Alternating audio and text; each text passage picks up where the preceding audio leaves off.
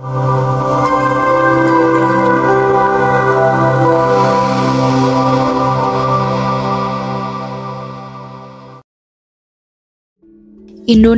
memiliki keindahan alam yang luar biasa, yang terbentang dari Sabang sampai Merauke, yang terdiri dari 17.000 pulau dan kekayaan alam lainnya. Tidak hanya kaya akan alam, Indonesia juga kaya akan keanekaragaman budaya, bahasa, dan adat istiadat yang tiada duanya di dunia. Kota Surakarta atau yang kita kenal dengan Kota Solo adalah kota madya yang berada di Jawa Tengah. Ia memiliki luas wilayah sekitar 44,03 km persegi dengan keanekaragaman budaya. Untuk itu, Solo terkenal dengan sebutan The Spirit of Java, yang memiliki arti bahwa Solo merupakan jiwanya Jawa, sehingga memperlihatkan bahwa Solo memiliki banyak keanekaragaman suku, budaya, adat istiadat, dan yang lainnya.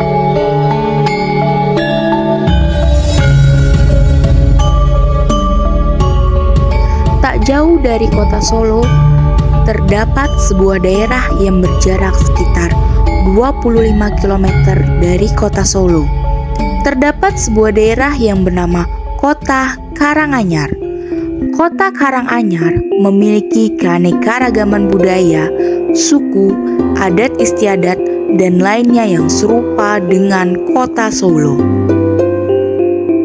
Kota Karanganyar berbatasan dengan Kabupaten Sragen di sebelah utara, Kota Surakarta dan Kabupaten Boyolali di sebelah barat, Provinsi Jawa Timur di sebelah timur, dan Kabupaten Wonogiri dan Kabupaten Sukoharjo di sebelah selatan.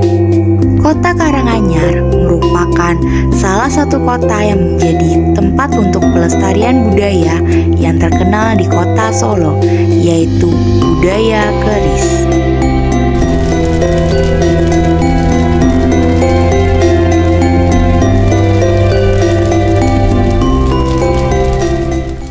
Dalam warisan budaya Indonesia itu sampai sekarang masih terlihat kemanfaatannya, relevansinya dalam upacara-upacara.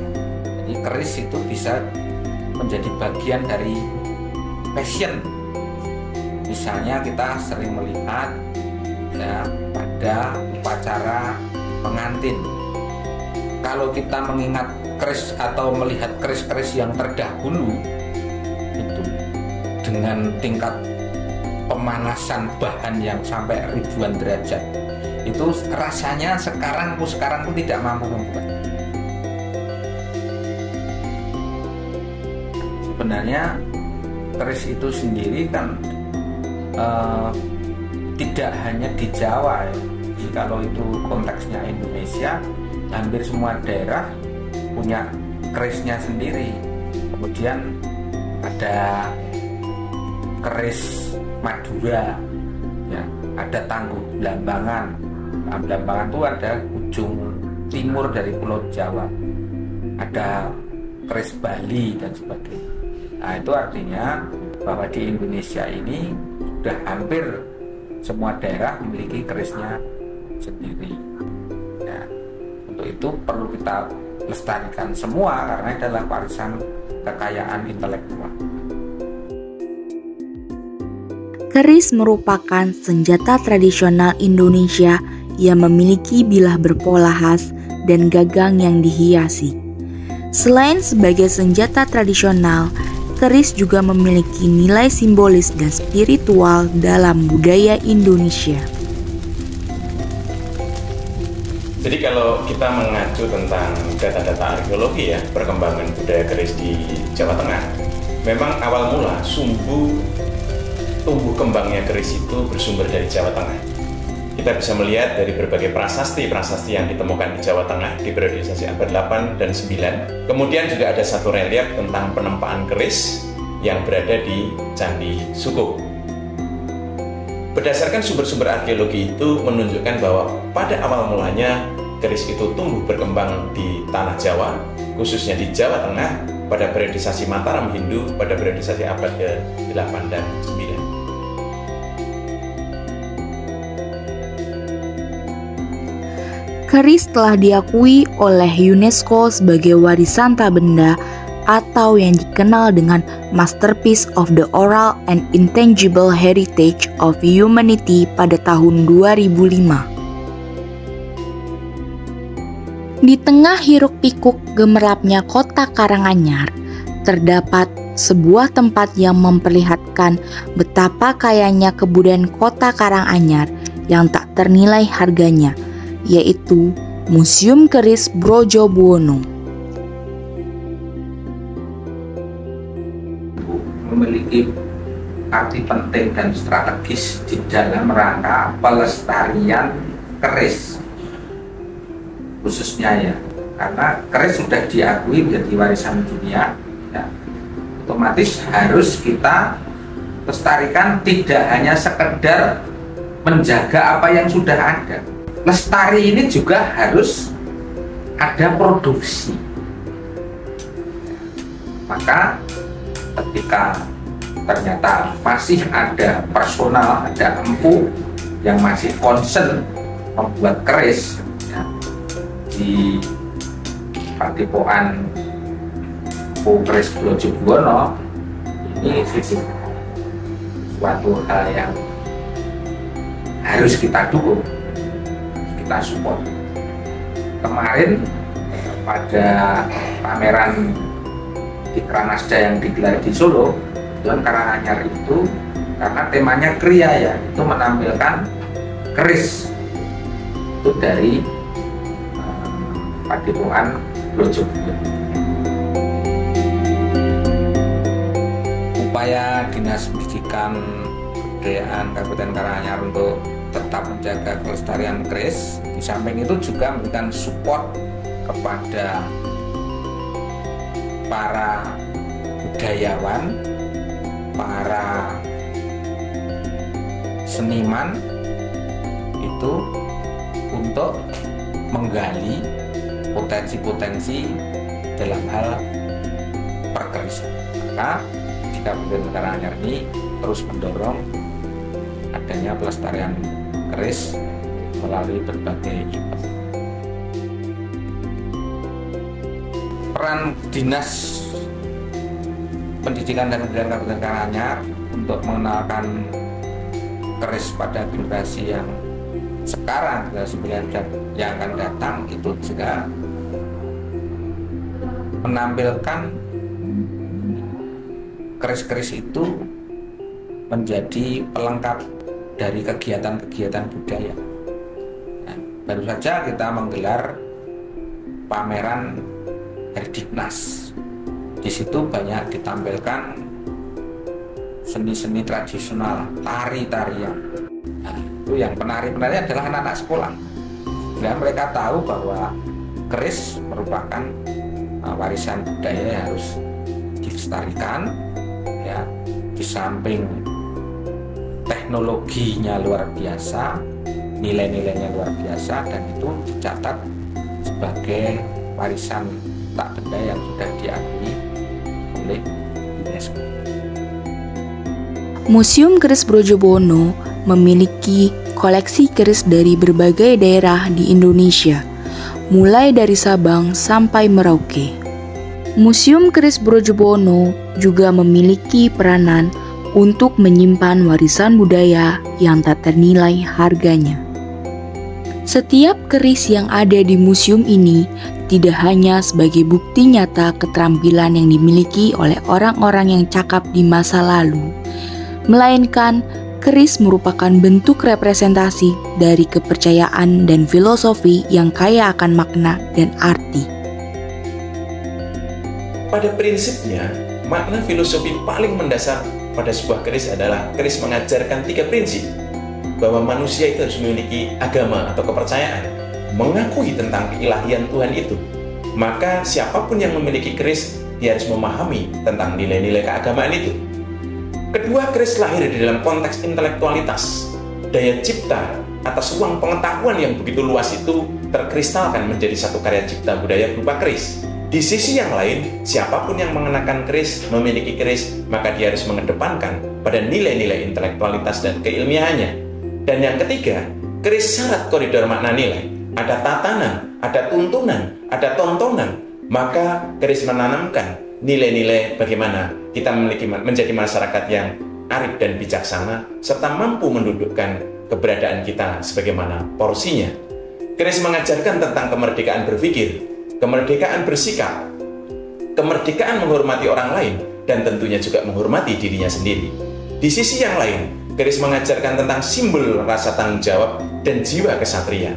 Maka keris demikian penting bagi masyarakat Nusantara karena koridor makna nilai itu menunjukkan tingkat peradaban pemahaman yang dimilikinya. Bahwa tingkat peradaban tertinggi yang dimiliki manusia adalah bagaimana manusia itu memiliki suatu tata nilai dan norma yang dianutnya.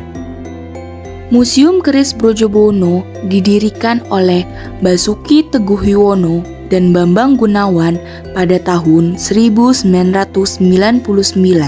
Pada awal berdirinya museum ini, mulanya keris-keris yang ada di museum ini merupakan keris koleksi pribadi dari berbagai penjuru daerah yang ada di Indonesia.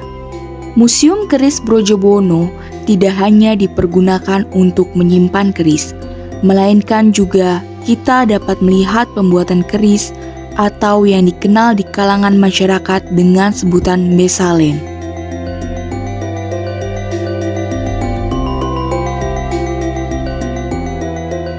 Ketertarikan saya pada budaya keris pada prinsipnya ada pada koridor makna nilainya. Nah, kami mengumpulkan berbagai artefak menjadi sebuah museum yang dikemas di Padepokan ini. Ketertarikan saya adalah bagaimana di dalam satu kehidupan generasi masa sekarang ini tetap berpijak pada identitas dan jati dirinya.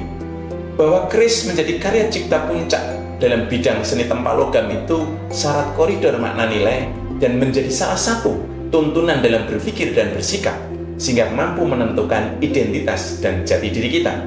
Bahwa Indonesia sebagai sebuah negara yang memiliki kekayaan ragam budayanya, maka keris menjadi bagian yang mewarnai atas identitas jati diri personalitasnya, etniknya, lingkungannya, dan tentunya bangsa kita yang lebih ketimuran.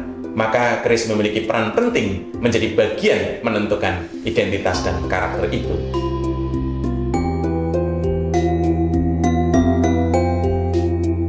Koleksi keris kami kurang lebih ada sekitar 1000, lebih sedikit ya, atau mungkin berkaitan dengan senjata tradisional Nusantara, koleksi kami berkisar hampir 3000. Secara regulasi per 6 bulan kami akan ganti berbagai artefak tersebut dalam ruang pajang ini.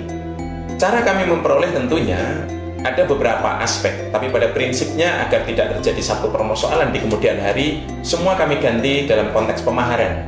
Artinya ini secara mutlak sudah menjadi hak kami dengan cara pemaharan.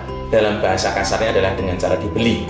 Ada beberapa memang yang dihibahkan, tetapi rata-rata di dalam proses penghibahan itu walaupun jumlahnya sangat terbatas, juga telah memberikan sepenuhnya kepada kami atas kepemilikan bendaan itu sebagai wahana membangun edukasi. Maka artefak-artefak di museum ini karena kepemilikannya berdasarkan proses pemaharan, maka secara manajemen tata kelola juga kami melakukan satu proses tata kelola dengan baik. Bagaimana kami mengidentifikasi, mendokumentasi, kemudian membuat katalog dan sebagainya, sehingga dari waktu ke waktu sebagai referensi atas koleksi-koleksi kami itu terdata dengan baik. Ketika manajemen tata kelola di Padepokan ini kami memilih pola Padepokan, karena kami merasa manajemen tata kelola secara tradisi itu masih relevan di era sekarang, di mana saudara-saudara yang hadir ke tempat kami menjadi bagian di dalam satu siklus upaya pelestarian itu. Bagaimana kita menarasikan keris itu dalam satu konteks anak-anak milenial? Bagaimana kita menarasikan bahwa keris itu tidak semata-mata milik orang tua? Dan bagaimana kita menarasikan bahwa melestarikan budaya keris bukan kembali kepada masa lampau, tapi bagaimana kita menyiapkan pada masa yang akan datang? Nah, oleh karena itu, siapapun yang hadir ke tempat kami tidak tampak seperti dukun-dukun ya. Walaupun dukun itu dalam tanda petik juga ada nilai positifnya, tetapi sering kali dipelintir menjadi negatif. Kami juga menerangkan dengan narasi-narasi yang secara aspek simbolik yang dapat ditangkap secara rasional, baik itu upacara adat, sesaji, teknik penempaan, dan lain sebagainya. Contoh sederhana, kenapa penempaan keris kami itu menggunakan kain saja, tidak menggunakan baju? Karena di situ proses adaptasi kita lebih mudah terhadap hawa panas. Di sisi yang lain, itulah kostum kami. Ketika kami menggunakan pakaian itu, kami menjadi seorang seniman keris. Demikian juga tentunya kostum-kostum yang lain, di mana kostum itu akan mengikat tentang koridor makna nilai atas kedisiplinan profesi kita. Ada tatanan yang ada perilaku yang ada yang harus kita jaga, dan sebagainya. Maka pada intinya kami mencoba menyuguhkan keris itu dalam ranah, dalam pemahaman generasi di era sekarang, sehingga harus berbasis akademik dan ilmiah. Maka tidak lagi keris hanya semata-mata dipahami sebagai sesuatu yang mitis, goib, atau kaitannya dengan magi, tetapi semua itu harus juga dipahami secara logika. Bagaimana magi, mitis, dan goib itu dipandang secara ilmiah. Pada prinsipnya, semua pengetahuan itu di dalam dunia perkerisan harus berbasis logika, baru kemudian di dalam tingkatan yang lebih tinggi merasuk pada aspek kepercayaan. Maka jangan dibalik. Itulah yang selalu kami terangkan kepada masyarakat generasi milenial agar mendudukkan keris sebagaimana porsinya di ranah modern ini. Bahasa paling tepat saya kira bukan keris itu lebih unik dengan yang lainnya, tetapi keris Solo memiliki karakteristik. Setiap daerah memiliki karakteristik masing-masing terhadap karya cipta budaya kerisnya. Khususnya di Solo, karena Keraton Solo menjadi salah satu keraton yang besar pada masanya, memiliki kiprah yang luar biasa di bidang keris. Tapi tentunya juga ada di Kesultanan Yogyakarta, Bali, ataupun tempat yang lain. Keris-keris Solo itu berbasis konteksnya adalah masyarakat agraris, maka merekam nilai-nilai agraris. Maka bilah kerisnya berbentuk anggodong puhu. Warangkanya memiliki pola dari pengembangan yang namanya warangka gayaman, tapi berpola menjadi peloan, yaitu biji mangga. Bentuk warangka formalnya itu disebut dengan istilah warangka ladran, yang merupai bentuk perahu, di mana distilir sedemikian rupa antara hulu dan warangka itu mencerminkan tentang konsep-konsep Islam.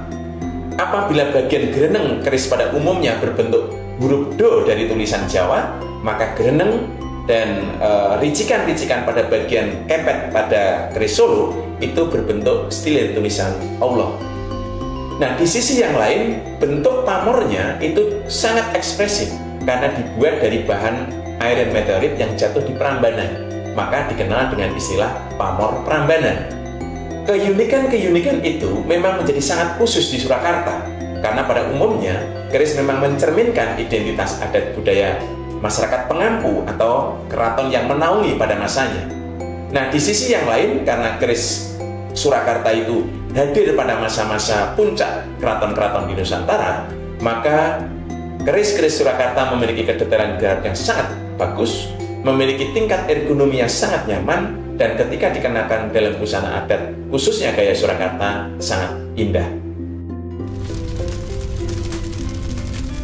Setiap detail yang ada di museum ini mencerminkan akan keahlian tangan-tangan yang mahir yang menciptakan senjata tradisional.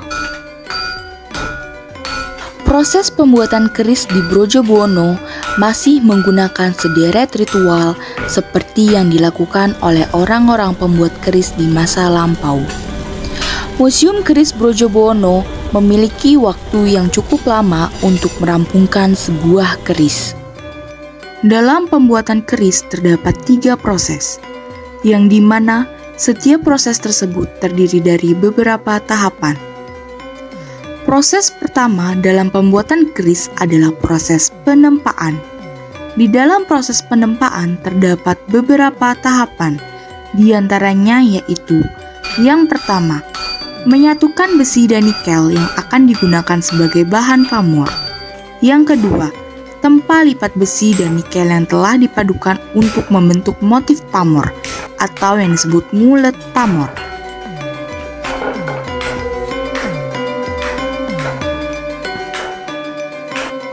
Yang ketiga, membentuk uletan pamor menjadi seperti bentuk ujung jarum jam.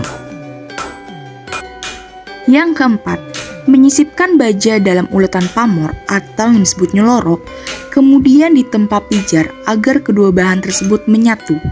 Yang kelima, membentuk pesi. Dan tahapan yang terakhir adalah membentuk bilah keris atau yang disebut dengan ngulur sampai terbentuk calon keris atau yang disebut bakalan. Proses yang kedua adalah proses pembentukan, yang dimana proses pembentukan terdiri dari beberapa tahapan, diantaranya yaitu yang pertama, membentuk bilah keris sesuai dengan proporsinya menggunakan mesin gerinda dan kikir. Yang kedua, membentuk detail ricikan atau anatomi keris. Dan tahapan terakhir adalah membentuk gonjo. Dan proses yang terakhir adalah proses finishing. Nyangkling merupakan menghaluskan bilah keris menggunakan batu asah guna menghilangkan bekas guratan-guratan mesin gerinda, pahat, maupun kikir.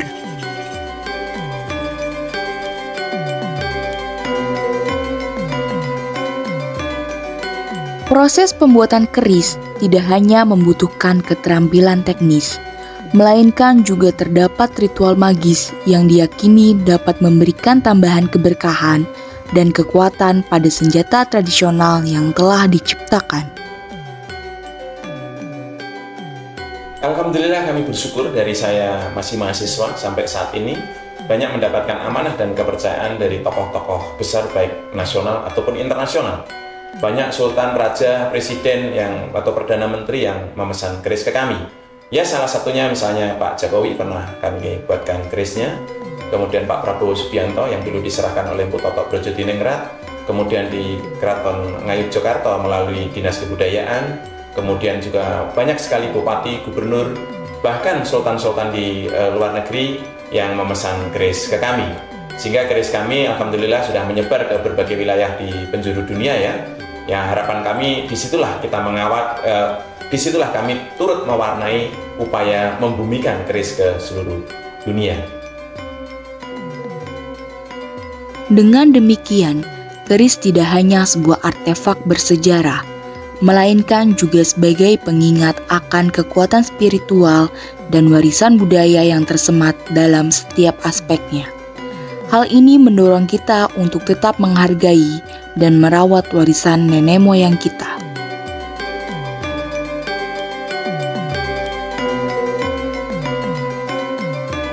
Dudukkan keris sebagaimana keris, tidak boleh lebih dan tidak boleh kurang. Tidak ada keris yang membuat kita itu kaya, tidak ada keris yang membuat kita itu menjadi punya jabatan. Tetapi nilai-nilai dan koridor makna yang ada di dalam dunia keris itu mampu menghantarkan daya konsentrasi dan konsistensi kita meraih cita-cita. Sehingga keris semata menjadi sarana untuk kita meraih cita-cita kita dan tentunya bersandar sesuai dengan agama dan kepercayaan kita.